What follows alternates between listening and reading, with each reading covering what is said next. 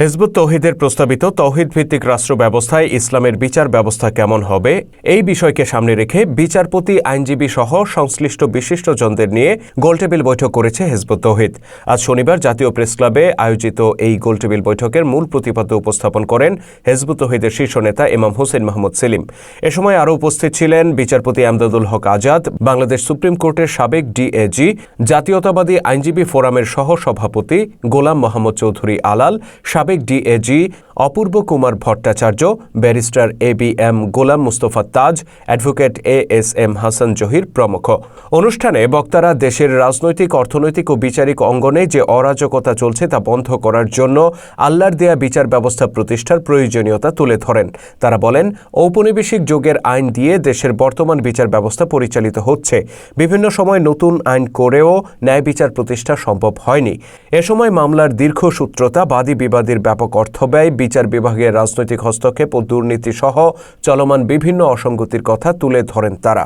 বর্তমান যে বিচার ব্যবস্থা চলছে, বর্তমান যে জুডিশিয়ারি সিস্টেম চলছে, এটা বাদী বিবাদী উভয়ের কাছ থেকে অর্থ খসানোর একটা প্রক্রিয়া। এটা প্রবর্তন করেছে সাম্রাজ্যবাদীরা, ব্রিটিশরা। তারা আমাদেরকে স্বাধীনতা দিয়ে চলে যাওয়ার পর 47 সালের পর তাদের তৈরি করা আইন, তাদের তৈরি করা দর্শন, তাদের তৈরি করা ব্যবস্থা, তাদের তৈরি করা আমলাতন্ত্র, সামরিক বাহিনী, তাদের তৈরি করা শিক্ষা ব্যবস্থা দিয়ে আমাদের রাষ্ট্র ব্যবস্থা চলছে। কাজেই এটা ইতোমধ্যেই ভুল, ব্যর্থ প্রমাণিত হয়েছে। বক্তারা আরও বলেন, এই ব্যর্থ ব্যবস্থা থেকে বেরিয়ে আল্লাহর দেয়া বিচার ব্যবস্থা গ্রহণ করা এখন সময়ের দাবি। তারা বলেন, 1400 বছর আগে মহানবী হযরত মুহাম্মদ সাল্লাল্লাহু আলাইহি ওয়াসাল্লাম বিচার অঙ্গন সহ রাষ্ট্রের প্রতিটি অঙ্গনে আল্লাহর দেয়া বিধান প্রতিষ্ঠা করেছিলেন। এর ফলে সমাজে অভাবনীয় শান্তি ও নিরাপত্তা প্রতিফলিত হয়েছিল।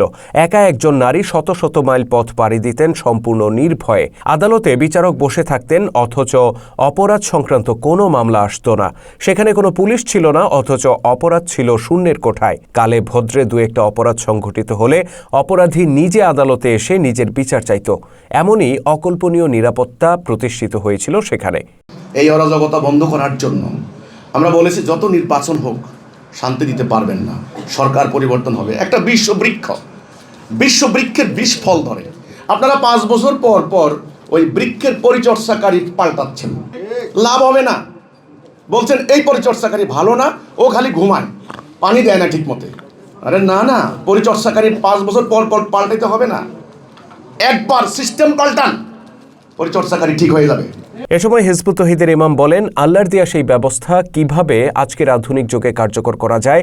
আমরা হিজবুত তৌহিদ তার রূপরেখা নিয়ে বিভিন্ন শ্রেণী পেশার মানুষের কাছে যাচ্ছি।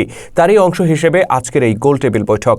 বিচার বিভাগের সাথে সংশ্লিষ্টদের প্রতি আমাদের আহ্বান, আমাদের এই প্রস্তাব আপনারা যাচাই করুন। যদি কোনো ত্রুটি বিচ্যুতি থাকে আমাদেরকে অবগত করুন।